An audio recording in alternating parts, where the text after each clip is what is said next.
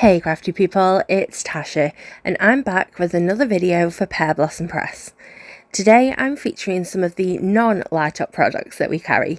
These are, in my opinion, criminally underrated. So I've got the mini action Wobbles, the A2 Cardmaker's T-Square, black sentiment stock and the translucent coloured Vellum. I'm also pulling a pre-printed sentiment from Wow and a fun die set from Simon Says Stamp. Then I've got a foiled background there, which I made in a previous crafty session. I used a foil plate from Erin Lee Creative and hot foil from Wow, but I'll have everything that I've used all listed and linked below. Starting on that background, I have an A2 panel of Nina £80 and I'm going to overlay a panel of this pearlescent vellum over the top.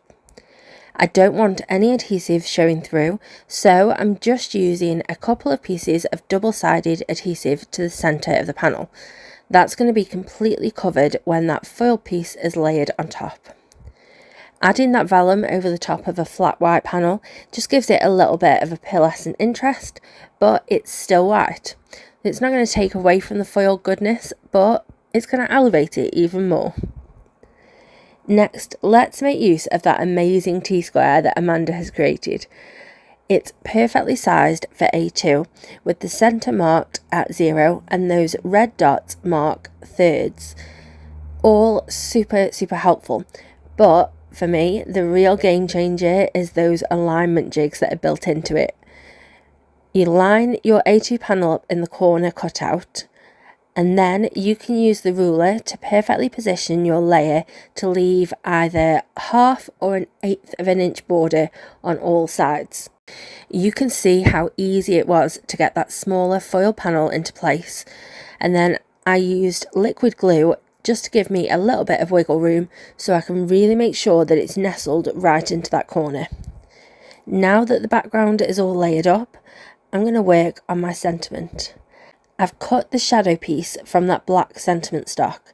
Now this does have a white core because it's actually a coated cardstock, which makes it ideal for heat embossing by the way, but I don't want the white showing through, so I'm going to cover it up with a water-based black brush pen.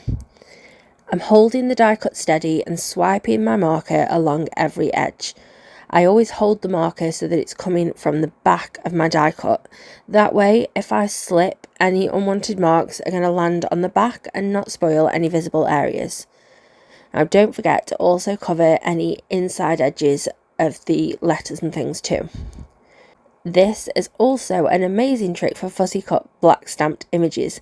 We all know that fussy cutting can be tricky, but when you're cutting right up to the stamp line, if you've got any imperfections in your cut edge, colouring that in black is going to disguise it brilliantly. For the sentiment itself, I've got 3 layers of Nina £80 that I've already stacked up, and I'm adding a thin bead of glue over the whole die cut before carefully lining it up on that black shadow piece. I'm loving that sharp contrast between the black and white. Now, let's break out the mini action Wobbles to add a bit of fun and whimsy to the design. They come with a super strong double-sided adhesive on both sides, and I'm peeling the release off the solid side first. That's going to go on to whatever element you want to be wobbling. Ideally, you would adhere this onto the centre of your element, but that's not going to work here, just purely because of its shape.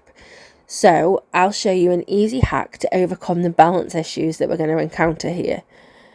I've layered up a couple of pieces of our foam tape, adhering it to my die cut, but leaving the release paper on the other side because I don't want this to stick anywhere.